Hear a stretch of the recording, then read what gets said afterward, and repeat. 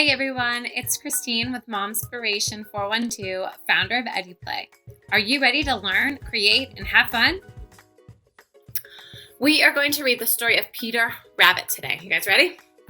So go ahead and get comfy, get cozy. We're going to read and then I'll tell you a little bit about a craft that you can do. Once upon a time, there were 4 little rabbits, and their names were Flopsy, Mopsy, Cottontail, and Peter. They live with their mother in the sandbank underneath the root of a very big fir tree. "Now, my dears," said old Mrs. Rabbit one morning, you may go into the fields or down the lane, but do not go into Mr. McGregor's garden. Your father had an accident there, and he was put in a pie by Mrs. McGregor. Run along and don't get into mischief. I'm going out." Flopsy, Mopsy, and Cottontail, who were the good bunnies, went down the lane to gather blackberries. Uh-oh. "Peter Cottontail, where are you going?" Should he go that way? No, good morning. But Peter, who was what's he doing? He ran straight away to Mr. McGregor's garden and squeezed under the gate. First he ate some lettuce and some French beans and then ate some radishes. And then feeling rather sick, he went to look for some parsley. Uh-oh, look at him, just eating all those veggies. Who came along? Uh-oh, and who's pushing him away with a rake? But round the end of the cucumber frame, who should he meet? But Mr. McGregor. Mr. McGregor was on his hands and knees planting out young cabbage, but he jumped up and ran after Peter, waving a rake and shouting, "Stop!" Peter was dreadfully frightened. He rushed all over the garden, for he had forgotten the way back to the gate. He lost one of his shoes among the cabbage and the other shoe among the potatoes. Uh-oh. A bunny wearing shoes, that's silly, but he lost his shoes. Uh-oh. He ran on 4 legs then and went faster, and he might have gotten away altogether if he had not run into a gooseberry net and got caught by the large buttons on his jacket. It was a blue jacket with brass buttons, quite new. Peter gave himself up for lost and cried. His sobs were overheard by some friendly sparrows who begged him to save himself.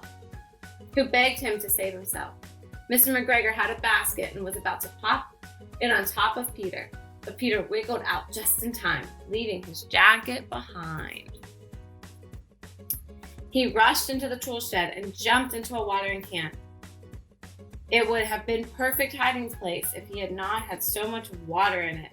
Mr. McGregor was quite sure that Peter was somewhere in the tool shed, and he began searching carefully. Then Peter sneezed, "Kerchoo!" and Mr. McGregor was after him in no time. That's silly, Bunny. Peter was trembling with fright, and he had not the least idea which way to go. He was also very damp from sitting in the can. He tried to find his way straight across the garden, but he became more and more puzzled. He came to a pond where the white cat was staring at some goldfish. She sat very still, but now and then the tip of her tail twitched, as if it were alive. Peter thought it was the best way to go without speaking to her. He had heard about cats from his cousin, Benjamin Bunny. See that pretty kitty? Yeah, these are really nice pictures in this book. He turned back towards the tool shed when he heard the noise of the scratch, scritchety scratch. Peter scuttered underneath the bushes. When nothing happened, he came out and saw Mr. McGregor. His back was towards Peter, and beyond him was the gate. Peter started running as fast as he could. Mr. McGregor caught sight of him at the corner, but Peter did not care. He slipped underneath the gate and was safe at last in the woods outside the garden. Mr. McGregor hung up the little jacket and the shoes for a scarecrow to frighten the blackbirds. Look, there's his outfit there. Let's see. Peter didn't stop running till he got home to the big fir tree. He was so tired that he flopped down on the floor and shut his eyes. His mother was busy cooking. She wondered what he had done with his clothes. It was the second jacket and pair of shoes that Peter had lost in 2 weeks. Peter did not feel well did not feel very well that evening. His mother put him in bed and gave him a dose of chamomile tea. 1 tablespoon to be taken at bedtime. But Flopsy, Mopsy, and Cottontail had bread and milk and blackberries for supper. So he missed out on dessert and supper because he was out having adventures throughout the day. Hi, Trisha. Hi, Grandma. How are you? Hope you guys are all doing well. All right, I'm going to show you our little craft for the day. So all about Peter Cottontail. So if you guys can see here, I tried to make one. So all I did, and I've seen this on online going around. So I have a paper towel. It could be a toilet paper roll too. Just the circle part is for here, and I'll do another one for you. And then what I did is I bent, like you kind of squeeze the other side, the side of one, and you kind of make it like an oval. This side actually looks a little bit better, and maybe you could just cut this off. Just have to be careful whenever you are tracing it, because like this had a little flap, so it was a little difficult. So I'll show you guys one. Let's see what I just did with my pencil.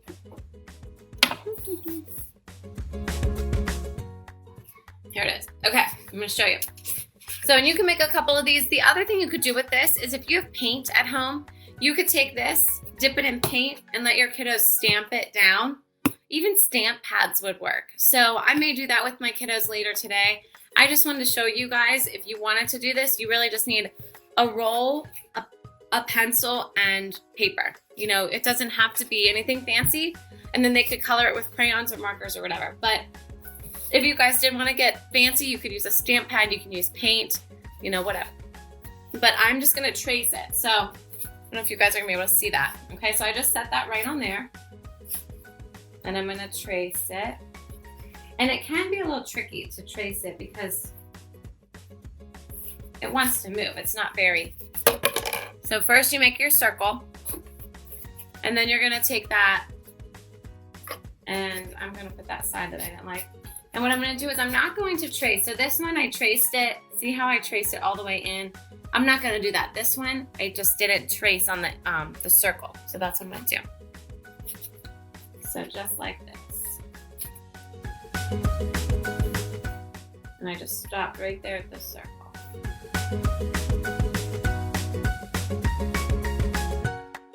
Excellent. Let's see if that one works. Good. There's one ear. And then you can go ahead and do the other ear. Whoops.